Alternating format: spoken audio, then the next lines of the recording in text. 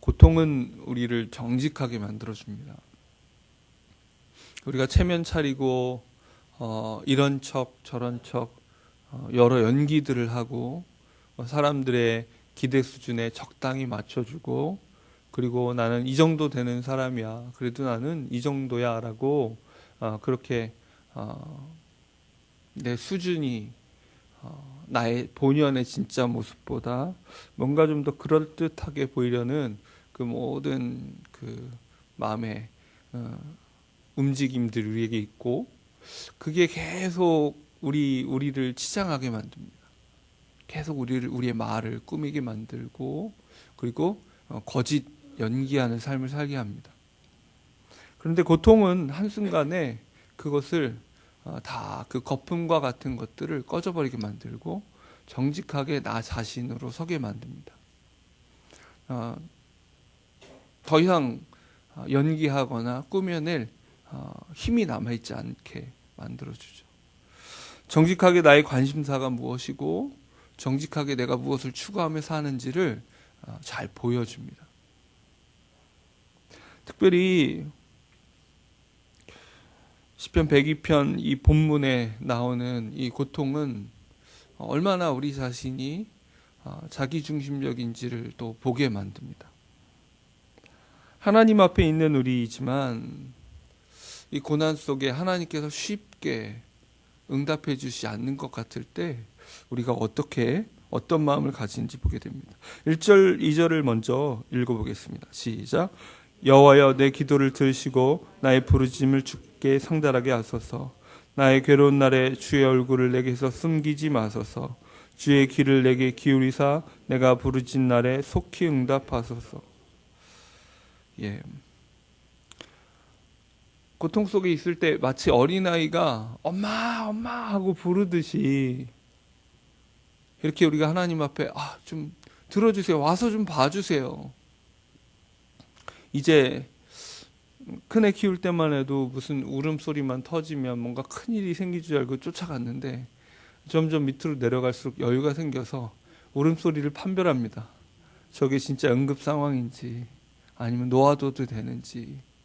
때로는 이제 남자애들한테는 또 서열이 중요하기 때문에 형제들끼리 싸울 때 지금 제가 형한테 좀 꺾여야 되는 때인지 아니면 너무나 억울해서 이게 상처가 될 것 같으면 빨리 가서 구조를 해줘야 되는지를 이제 귀로 듣고 좀 판별을 해봅니다.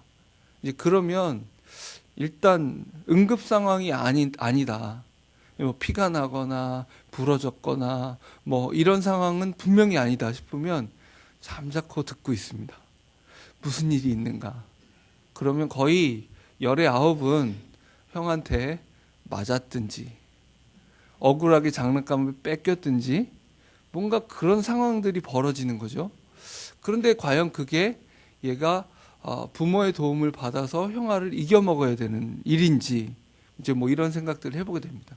그러니까 결국 뭘 생각하게 되냐면 얘는 울기는 우는데 과연 지금 가서 도와주는 게 얘한테 유익한 건지에 대해서 생각을 해보게 되는 겁니다. 미련한 육신의 부모도 이렇게 부르짖을 때마다 즉각적으로 가서 도와주는 것이 꼭 유익하지는 않다는 사실을 생각하고 고민하게 되는데, 하물며 하나님께서는 어떠십니까? 우리가 부르짖을 때마다 그분은 우리의 유익을 생각하십니다.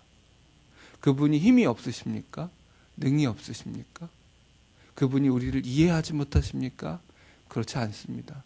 하지만 우리의 부르짖음 속에 그는 우리의 유익을, 우리의 성장을 생각하십니다. 그런데 당장 울부짖을 때에는 너무나 그것이 다급하죠. 왜 이렇게까지 우는데 엄마는 아빠는 부엌에서 설거지를 하다가 혹은 책상에서 뭔가 일을 하다가 달려와 주지 않을까? 이해가 안 갈 수도 있죠. 하나님께서는 우리를 아십니다. 하지만 우리는 여전히 다급합니다. 시인은 부르짖어도 응답하시지 않는 하나님 앞에 답답해하고 있습니다. 답답하면서 정직하게, 이제 고통 속에서 정직해지는 거죠. 계속 부르짖습니다. 하나님, 왜 내 상황이 이렇습니다. 내가 이렇게 힘들고요. 내가 이렇게 답답하고요. 내가 이렇게 고통스러워요. 말을 하는데, 우리 좀 길게 한번 읽어보시지만, 한번 여기서 계속 반복되는 단어가 무엇인지 한번 생각해 보시면서 3절에서 11절까지를 쭉 한번 읽어보겠습니다. 시작. 내 날이 연기같이 소멸하며 내 뼈가 숯같이 탔음이니이다. 내가 음식 먹기도 잊었으므로 내 마음이 풀같이 시들고 말라버렸사오며 나의 탄식 소리 말미암아 나의 살이 뼈에 붙었나이다. 나는 광야의 올빼미 같고 황폐한 곳에 부엉이 같이 되었사오며 내가 밤을 새우니 지붕 위에 외로운 참새 같으니이다. 내 원수들이 종일 나를 비방하며 내게 대항하여 미칠 듯이 날뛰는 자들이 나를 가리켜 맹세하나이다. 나는 죄를 양식같이 먹으며 나는 눈물 섞인 물을 마셨나이다. 주의 분노와 진노로 말미암음이라. 주께서 나를 들어서 던지셨나이다. 내 날이 기울어지는 그림자 같고 내가 풀에 시들어진 같으니이다. 어떤 말이 반복됩니까? 나. 12번 이상 반복이 됩니다. 나. 고통 속에 있는 우리의 관심사와 우리의 이 핵심이 무엇인지를 보게 됩니다. 나. 내가요. 내 아픔이, 내 답답함이, 내 심정이 내가요. 이 자기중심성은 아담과 하와가 첫 범죄했을 때부터 우리에게 찾아와서 우리를 떠날 줄을 모릅니다. 마치 어린아이들이 뭔가 의식을 갖기 시작, 물론 자아가 확립되는 시점에 나타나는 현상이기도 하지만 내가를 반복하는 때가 있지 않습니까? 물론 그걸 허용해 줘야 되고 발달 단계상 필요합니다. 하지만 이 나 중심성, 자기 중심성이라는 그 죄의 질병에 걸려 있는 우리 어떻습니까? 선과 악을 알게 하는 지식의 나무의 열매를 따 먹자마자 어떻게 됐어요? 선과 악, 좋고 나쁨의 기준이 하나님이 아니라 내가 되는 거죠.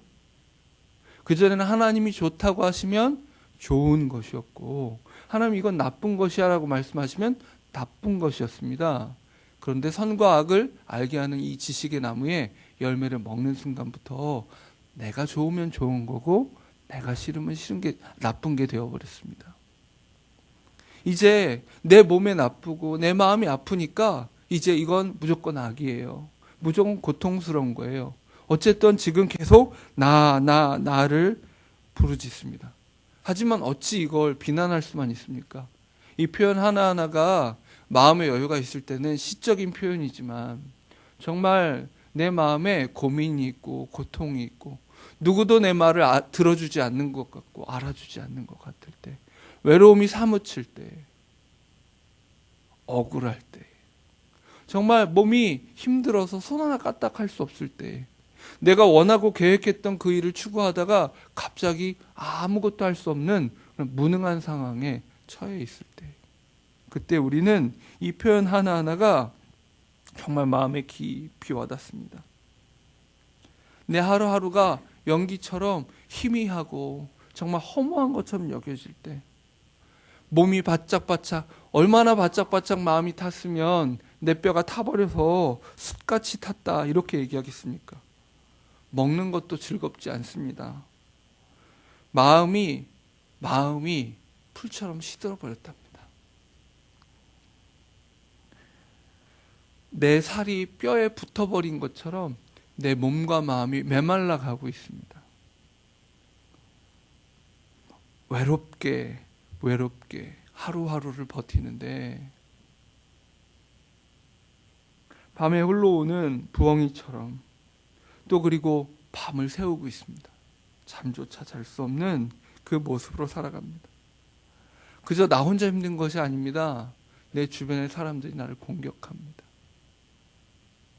가족들이 나를 알아주지 않고 나를 비난합니다. 왜 이렇게 하냐고. 결국 당신 책임이 아니냐고. 결국 아버지의, 어머니의 책임이 아니냐고.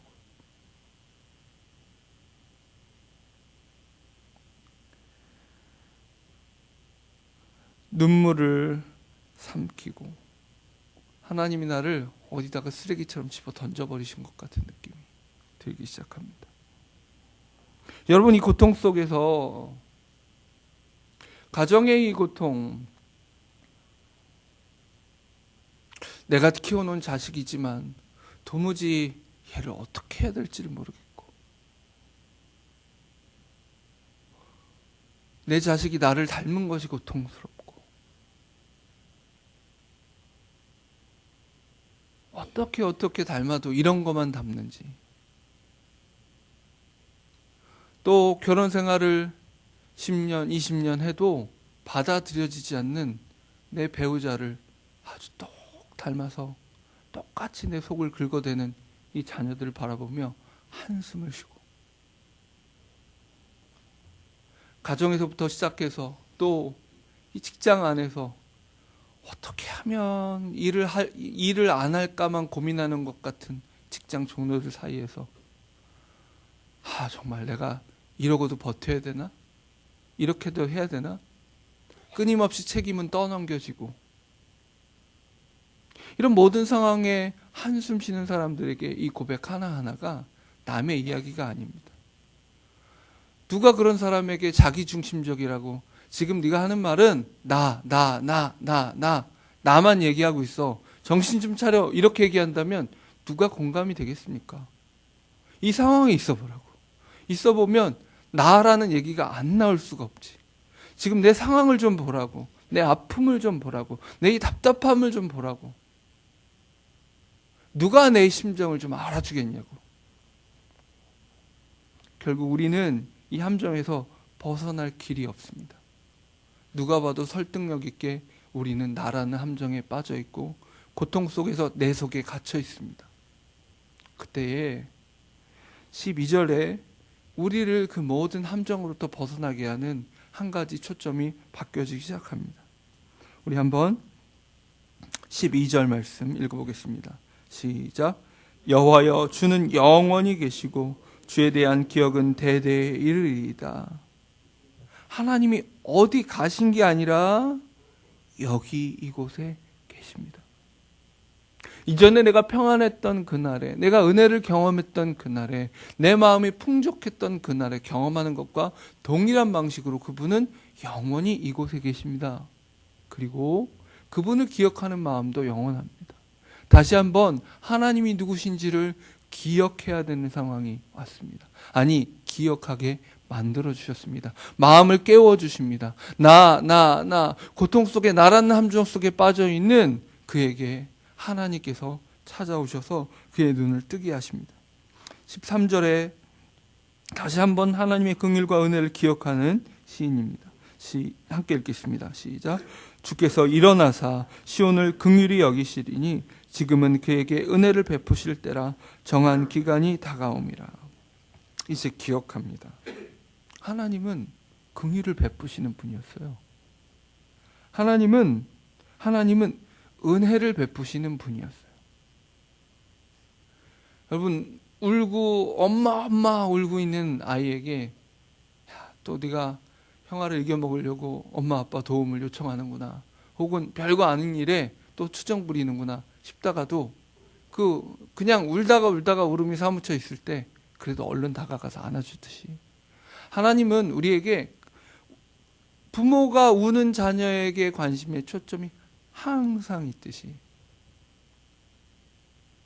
우리의 마음의 답답함으로 때로는 기도하러 나와서 한마디 말조차 할 수 없어 그저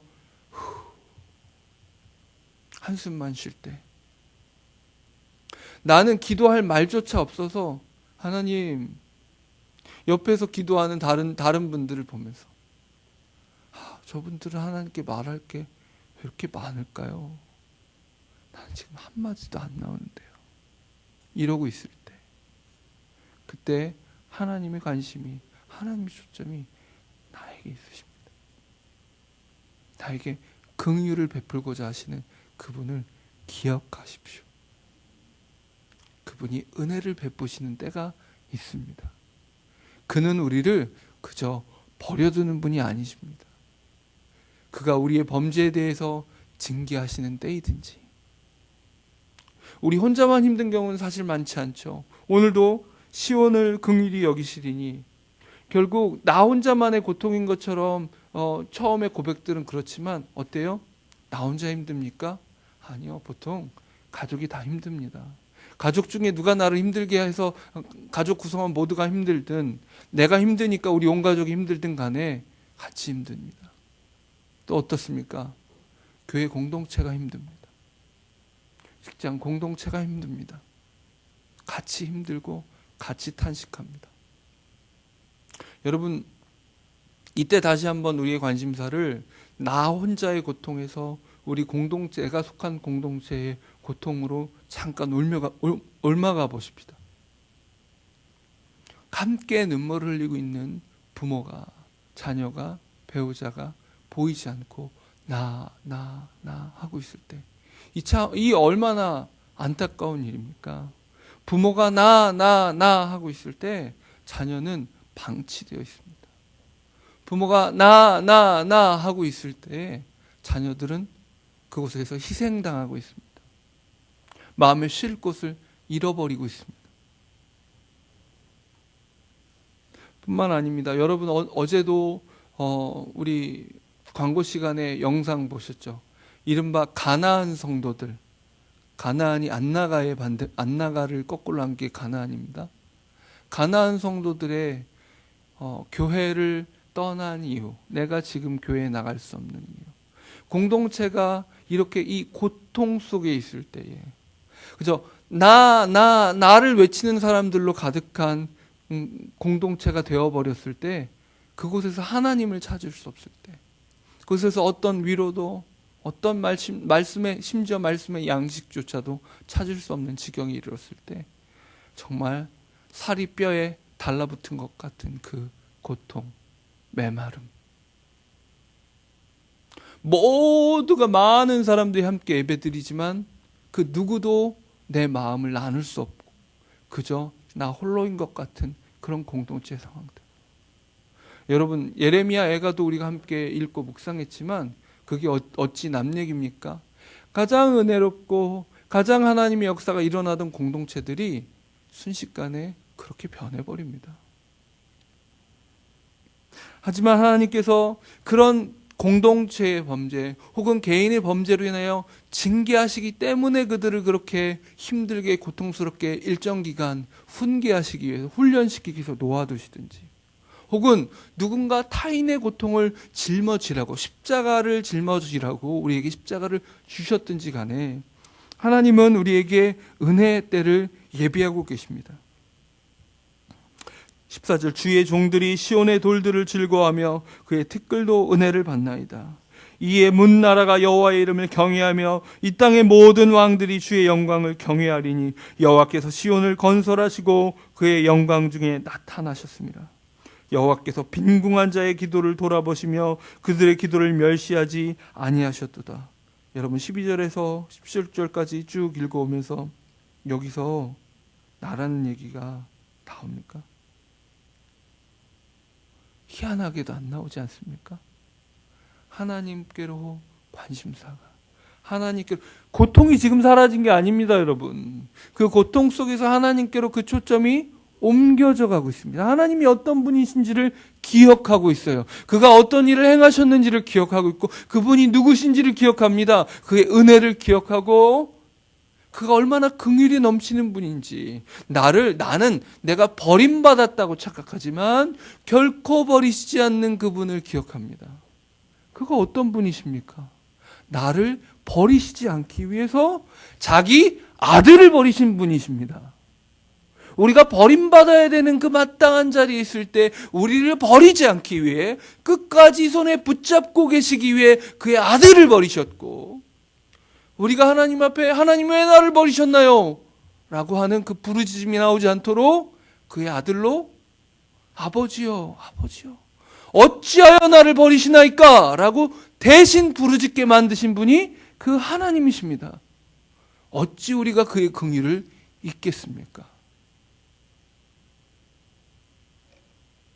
주님께서, 예수님께서 십자가의 고통의 그 마지막 순간까지 마태복음에 일일이 계속 나오죠.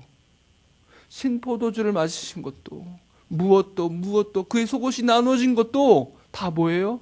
하나님의 말씀이 이루어지기 위함이었습니다. 어떤 말씀이요? 어떤 뜻이요? 우리를 포기하지 않기를 원하신 하나님의 그 뜻입니다.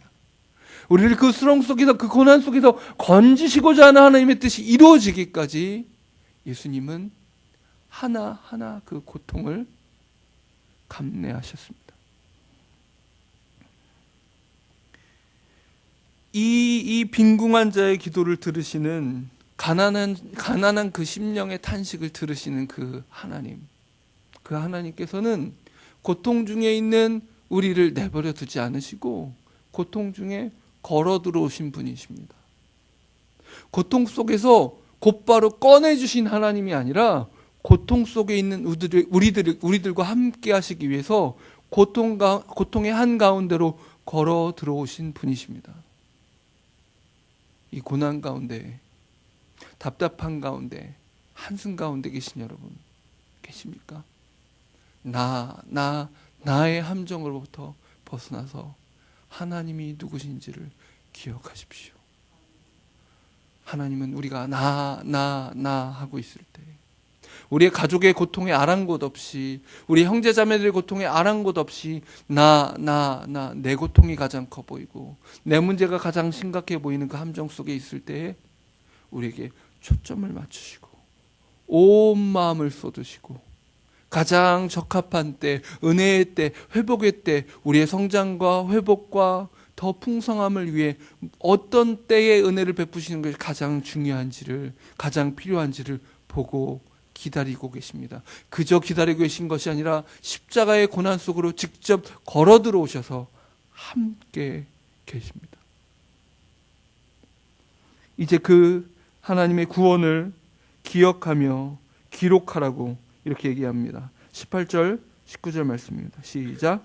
이 일이 장래 세대를 위하여 기록되리니 창조함을 받을 백성이 여호와를 찬양하리로다. 여호와께서 그의 높은 성소에서 굽어보시며 하늘에서 땅을 살펴보셨으니, 이제 또 다른 고통 속에 있는 사람들을 위해서 기록한, 여러분 이 시편이 이 고통 속에 있는 사람들을 위해서 남겨진 기록 중에 하나입니다. 이는 갇힌 자의 탄식을 들으시며 죽이기로 정한 자를 해방하사 여호와의 이름을 시온에서 그 영예를 예루살렘에서 선포하게 하려 하심이라. 그때 민족들과 나라들이 함께 모여 여호와를 섬기리로다. 여러분 그렇습니다. 우리를 위해서 이 기록들이 남겨졌고 이제 다시 한번 말씀은 우리를 흔들어 깨우고자 합니다.